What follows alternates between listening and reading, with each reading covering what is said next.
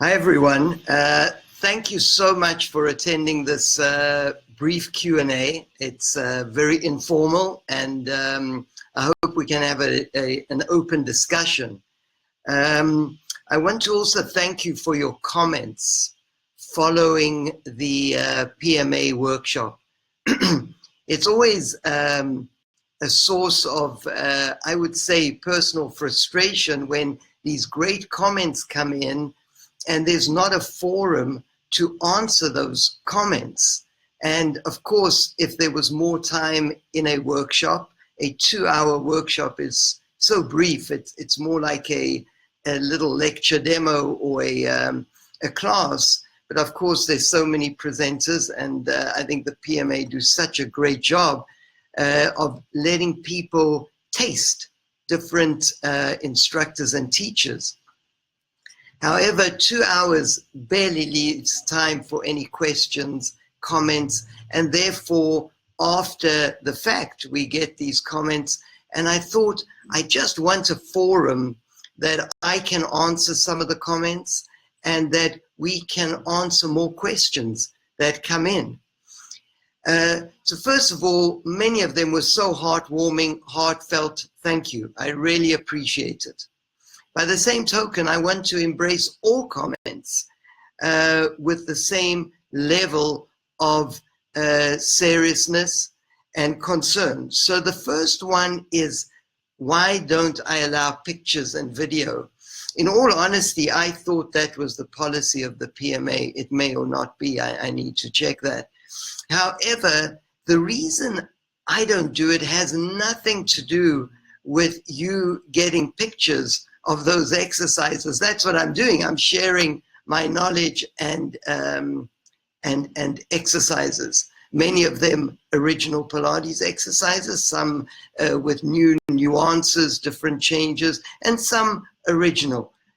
No matter what, I'm more than happy to share them. The problem with taking pictures and filming is that people are not immersed in the experience. They are immersed in taking pictures. And I want people to be present, to share in the experience, to ask questions, to be involved, to give yourselves the gift of cutting out all technology and your outside lives for 2 hours and be immersed in the experience. But of course, the exercises go by pretty quickly and you don't have documentation. So what we are going to do is, over the next few months, I would say, I am going to film every single one of those exercises from the repertoire in the presentation and put them online for you to see, for you to review, for you to practice. Every one of those exercises will be made available to you at no cost. We'll announce it on Facebook. I was overly ambitious, thinking I'd have it ready by today, but with the ramping up of energy towards the end of the year, many courses going on, it's just impossible. This time of the year is really quite frantic, I'll say. Wonderful, but a little frantic. So the beginning of next year, we will have those videos online. I do not want to commit to an exact date, but I can assure you that within the first few months of the year, within the first quarter, all those exercises will be online. Excuse me. All those exercises will be online for you to freely view, look at, and enjoy.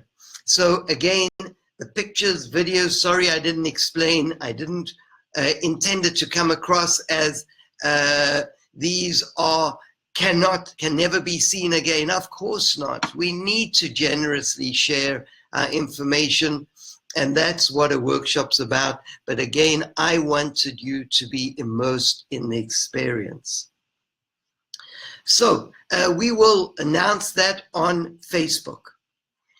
Another great comment I had was, can you define, or you did not define what a weekend warrior is? What a great comment. I'm sorry, I should have. Now, I don't have any scientific definition, being that weekend warrior is somewhat of a slang term that we use, and I think it is quite widely used around the world. I would say to you that if someone is practicing his or her activity twice a week or less, meaning twice a week, once a week, or sometimes every second week, third week, I would regard that person as a weekend warrior. If a person is practicing his or her activity 3 times or more a week, I think there is a level of consistency that provides a solid foundation that, although those people would still be involved with the same concerns, of course, we're all working towards the same goals, but being able to reinforce that activity every approximately 72 hours, the training effect does not diminish. And therefore, we're reinforcing all the physiological components of fitness. I won't go into all that right now, but training effect lasts for about 72 hours, after which time it begins diminishing. And that's why, for me, the cutoff point was 3 times a week. More than 3 times and more, I regard you in the safe realm of not being a weekend warrior. You are already a amateur athlete that is practicing consistently. The weekend warrior, twice a week or less. That is going to be our cutoff point. Again, this is not scientific. This is somewhat due to the premise of the training effect, but it's more to do with people that are sitting a lot, that are not involved in their activity 2 times or less a week, and then suddenly hit it strong. So I hope that gives at least a somewhat of a definition, and we are now on the same page regarding that. The way I divided the repertoire in the presentation was based on the BASI block system. We have these categories of exercises within the block system. And when we give a session, no matter how long or short the session is, we try and touch on these blocks. Now, if the session is shorter, we will, of course, touch on the more crucial and fundamental blocks. And if the session is an hour or longer, we have time to introduce blocks that possibly are secondary. And also, it allows us to expand into more exercises. But I introduced the exercises based on the BASI block system. Again, the BASI block system, you can read up on it. I'm more than happy to put that on Facebook as well, the various categories of the BASI block system. But I introduced all those exercises, and you have your handouts. The handouts show the exercises divided into the block system, so you in fact have the categories of the block system. However, we could have addressed the exercises in a different way, and that is areas of primary focus and secondary focus. So I did a survey years ago amongst a group of Olympic level swimmers. It was a team of swimmers. Some of them were in the US Olympic team. Others were certainly at that level. My question to them was, what are you looking for in a cross-training program? Because really Pilates fulfills a role of cross-training. Not always. Sometimes it's actually specificity training, focused. But usually we are using it more as a way of cross-training and preparing us for all the other activities that we love doing. So although the answers were quite varied, again, this was not an officially sanctioned scientific survey or research. It was quite informal, but there were about, I would say about 30 people that took part. Now, although the answers were quite varied, two things were common to all the answers. We want a stronger core, and we want to enhance the mind-body connection. We want more control over our minds and our minds over our bodies. When you're dealing at that level of swimming, and probably the best, 10 best in the world are divided by less than half a second, you know that everyone is talented in that field. You know that they're all training as hard as they can train. They're all as strong as they can be. They're all as well coordinated as they can be. The one area which they can tap into is the power of the mind. That is the last frontier. That is the most crucial frontier.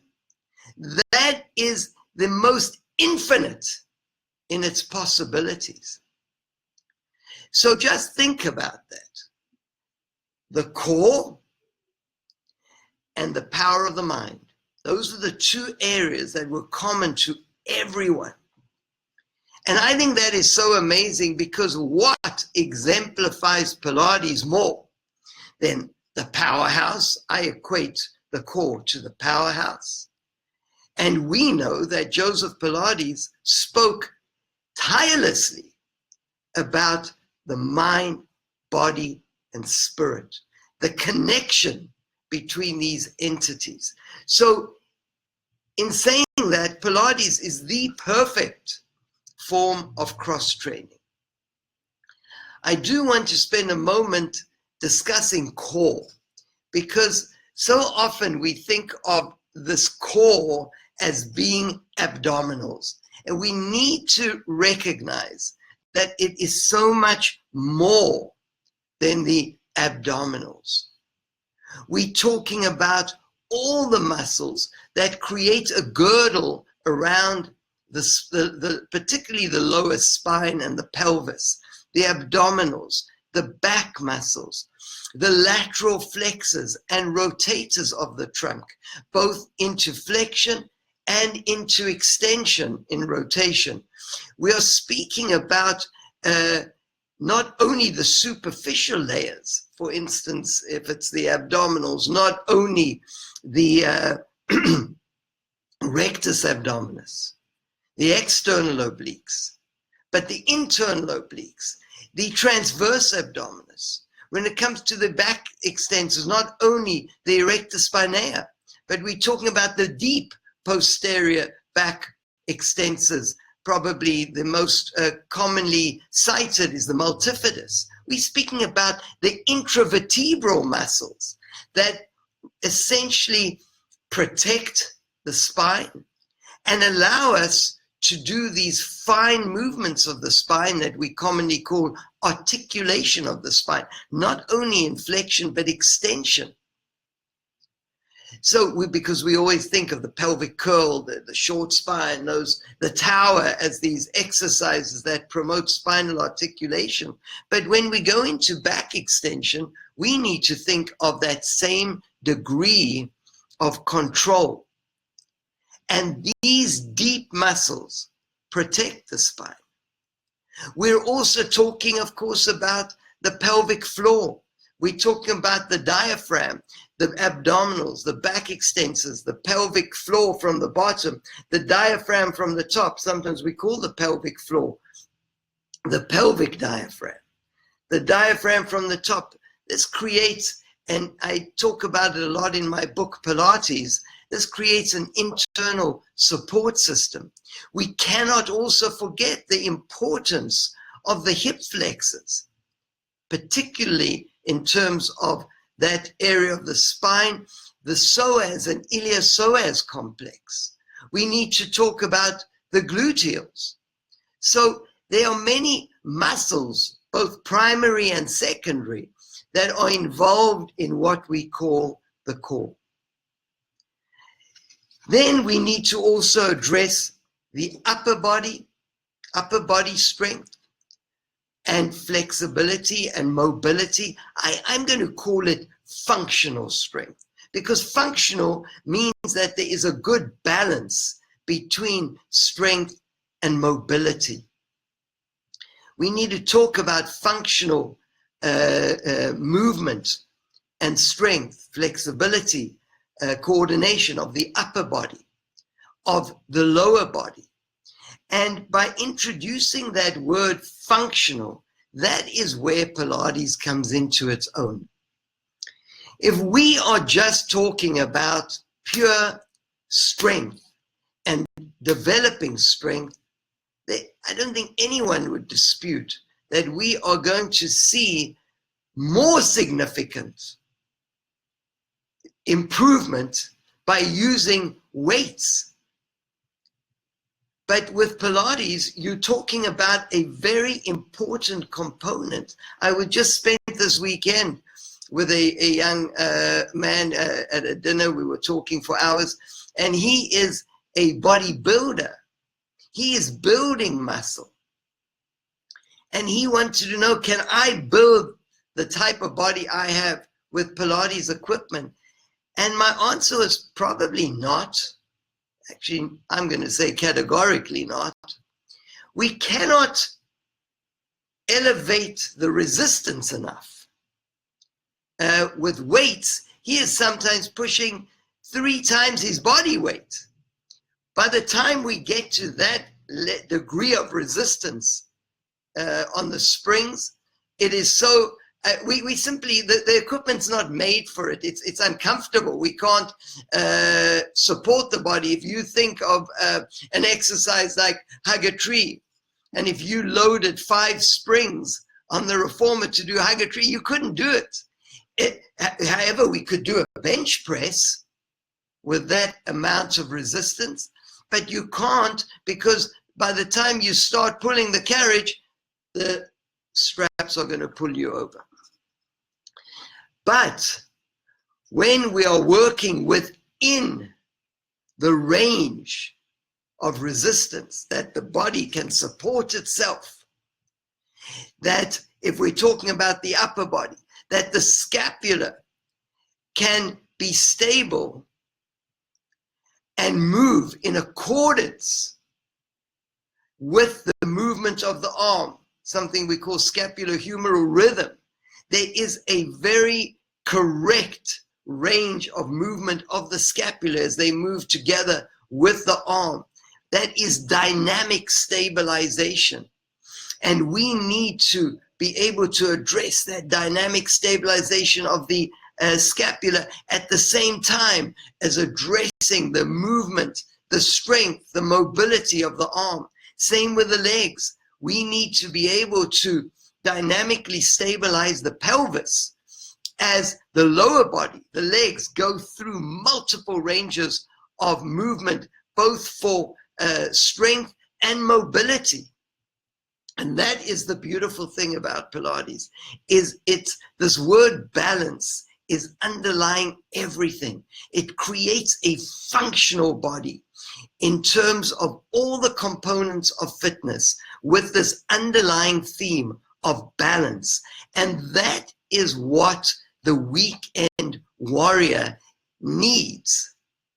That weekend warrior needs balance. That weekend warrior needs a strong foundation That weekend warrior needs a strong core. Look, stand-up paddling is so popular around. I'm in Southern California, and everyone is driving around with stand-up paddle boards, and everyone's saying, wow, there's no better workout for your core. Well, not every paddler is using his or her core. That I can assure you. I'm out there paddling, and people are standing up as straight as broomsticks and just, like dipping their paddle into the water with their arms. I can assure you they are not getting a workout for the core. However, once you teach that person how to use the core, once they have a solid core, you can then translate or use that foundation to achieve good technique, which relies, yes, when you are using good technique for paddling, it relies on having a strong core, and it will improve the strength of your core, of your powerhouse. But you need a foundation to build on. And that is what regular Pilates sessions will do. They will give you that foundation. I want to address one more comment that came up before I turn to my wonderful colleague Stella and ask her if any questions are coming in. And feel free to post questions, comments, anything that you would like me to address, and time permitting, I will certainly do that. There was a comment that someone was somewhat baffled, I guess would be the word, intrigued, I don't know, about the fact that how can I call myself a master Pilates teacher if I have had 2 shoulder surgeries and I'm actually heading for a 3rd in early January. So there are a few components to that comment, and thank you for the comment. I appreciate it. I wish it would have been asked in the forum of the lecture or of the workshop. So first let me say that my particular shoulder issues are largely genetic. I was born with what we call a hooked acromion process. So with my level of activity and with a hooked acromion, there was likely to be problems with my shoulders. My mother and father suffered from shoulder issues. They didn't use their shoulders as much as I do, although my father was a wonderful swimmer and a water polo player. But I took my level of activity to a very high level, and so many of my activities are shoulder dominant from my early years of competitive swimming, gymnastics, dancing, partnering, lifting people overhead, surfing, windsurfing, kiteboarding, snowboarding, skiing, mountain biking. So much depends on the shoulders, but I left out one critical one, and that is Pilates. We know that 90, if not 100%, of the very advanced work in Pilates is shoulder dominant, shoulder reliant. Take balance control front, take balance control back, take a tendon stretch, take the twist, take the snake, take the star, take the high bridge. All of the handstand, the grasshopper, all of them are shoulder dominant, shoulder reliant. And having practiced Pilates for close to 4 decades, 38 years, I believe to be exact, practicing all that high level work, taking some of that high level work even to the next level, like the twist. Rather than doing a regular twist, doing a single arm twist. rather than doing a high bridge with 2 legs, doing a high bridge with 1 leg. All those things put more stress on a joint that is already regarded as a highly mobile but highly unstable joint. For years and years and years doing that, slowly but surely, my muscles and joint in general was very taxed.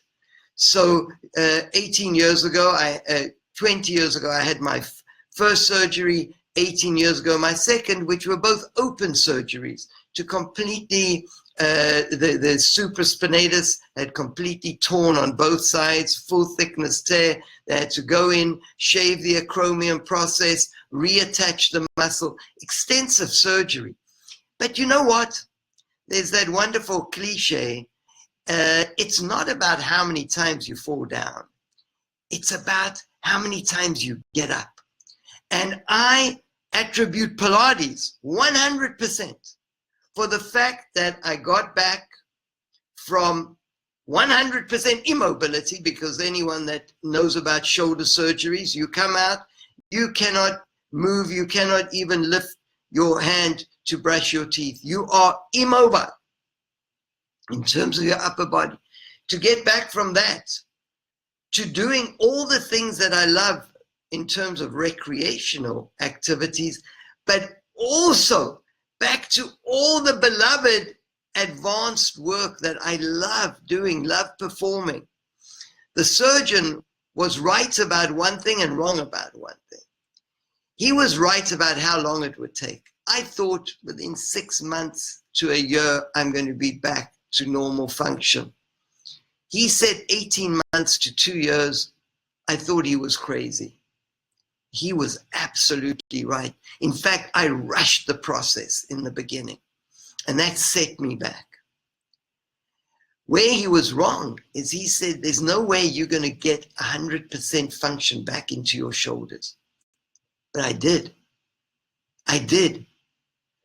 And many of the pictures of doing the high bridge style, those were shot post-surgery.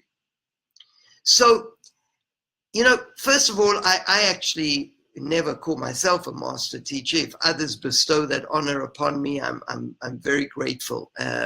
But I'm a teacher, a student of Pilates, and that's what I am. But I would say to anyone that Pilates is such a great gift in healing.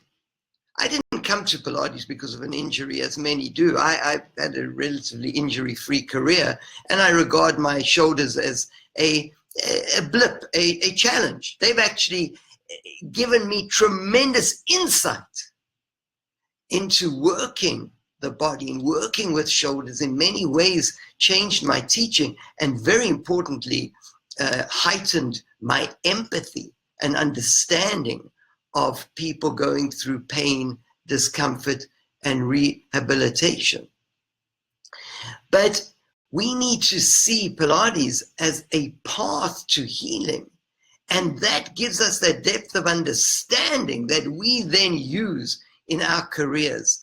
Challenges, injuries, should not in any way be a barrier to whether you can be a high-level teacher or not, but rather they signify whether you got up after falling, whether you fell, dusted yourself off, said, I am going to use Pilates. Yes, I had a wonderful surgeon. Most surgeons are really good. A wonderful group of PTs that worked with me to get me from that acute phase of recovery into the point where I could function normally in life. I could shower, I could brush my teeth. I was going to say comb my hair, but that doesn't pertain to me. But I needed Pilates to get me from when I was released from physical therapy to what I want to do in my life. And I will finish by saying one of the greatest teachers I ever had the pleasure of studying with was Eve Gentry. First generation Pilates teacher. Beautiful, beautiful woman, inside and out. Incredible. What a beautiful teacher. She was a master of teaching. She was a master of Pilates, a master of imagery. What so impressed me about Eve is that she had had a double mastectomy in the 50s. I believe it was in the 50s. Michelle Larson, my dear friend, would be able to give more correct information on that. But what so impressed me is that she brought herself back from very extensive surgery to being one of the greatest teachers. And Pilates was her rock. She used Pilates in the most brilliant way. That, for me, is a master. It has nothing to do with whether you can do a high bridge or a star.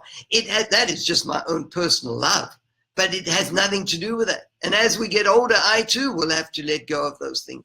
It has nothing to do with whether you've had injuries. It has nothing to do with whether you've had to overcome challenges. It has to do with how do you overcome those challenges? Is Pilates the bedrock of your fitness? And will you use, do you believe in Pilates enough to use it as the method that will take you from an injury, from challenges, be they physical or mental, psychological, spiritual? We all have challenges. Are you using this method? Do you believe in this method enough to get you through those challenges? And I'm going to bring it full circle back to the weekend warrior. That is why Pilates can serve the weekend warrior so well. Because the weekend warrior needs not only an exercise routine. Let's face it, if it's just an exercise routine, you will get just as much by going to the gym, doing weights, going to some different fitness classes. Pilates goes so much further than that. It is a method that you integrate into your life, your alignment, your posture, the way you move, your efficiency of movement, your awareness, your body awareness. It heightens your body awareness. Your breath, we're using our breath fully. Our balance, I spoke about that earlier. Concentration, control, a sense of center, moving efficiently, moving with precision, knowing how many times have we said to someone, straighten your arm, and they said, my arm is straight. And you say, but it's not straight. No, it is straight. They have become accustomed to this being straight, and suddenly you straighten the arm and say, wow, I didn't realize. We all have that. We all have that. That's why we all need teachers. And that's what gives us precision. During athletic activities, that's what we need. We need precision.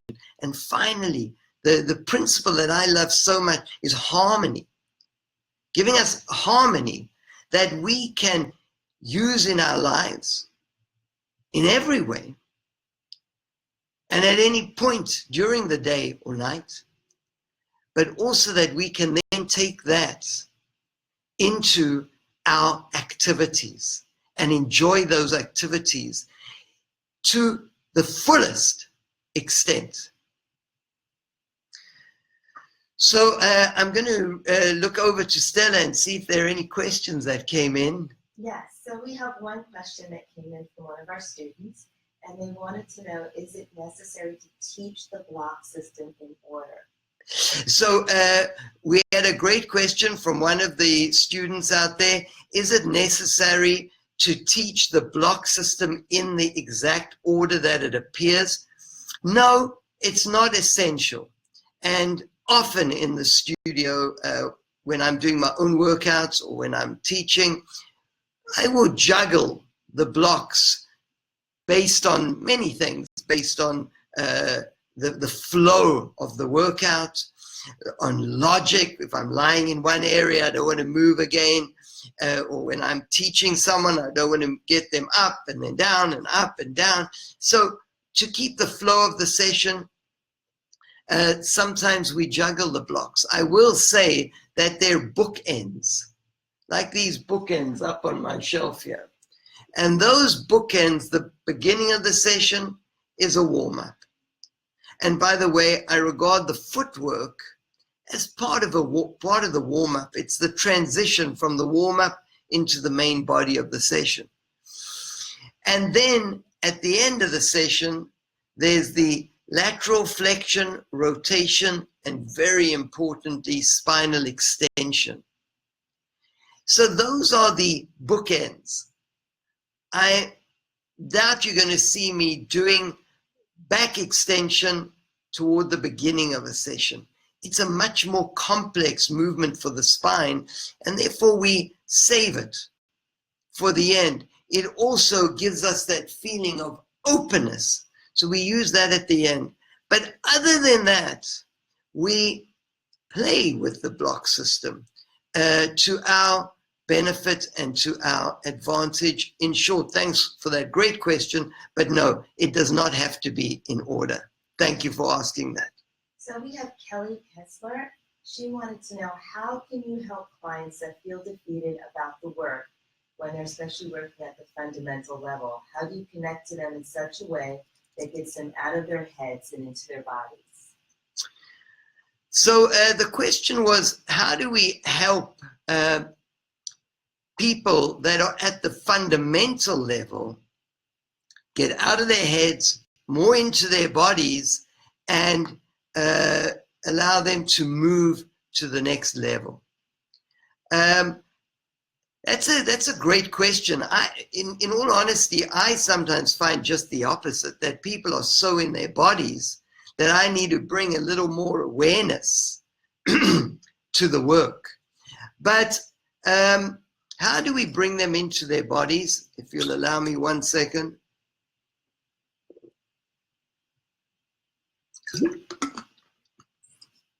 A great question. I would say that one of the common techniques that I use and that we use, particularly interestingly enough when it pertains to men, is to provide challenge so that the people feel, wow, physically this is challenging. I need to be present. I need to work on my body. I need to improve so that I can deal with these exercises. Now, don't get me wrong. I am the first to say we must not rush into the advanced work. We must not. We have done a tremendous disservice to the industry by dishing out advanced work prematurely. But even with the fundamental work and intermediate work, you can challenge someone greatly and take them out of their heads and more into their bodies, experiencing their bodies. Take an exercise like the single leg stretch and crisscross, two wonderful abdominal exercises. By showing how, when done precisely, correctly, they will feel it so intensely, much more when it's done just going through the motions. I think that experience of how much more they feel it when it's precise, when it's exact, when they're not just flapping their elbows, but truly rotating through the trunk, feeling the intensity, I feel is a great way to take people out of their heads, being too concerned about the internal and the minutiae. That minutiae is important. As I say, sometimes I think it's just the opposite. Often the problem is taking people out of their bodies and being a little more aware of the mind.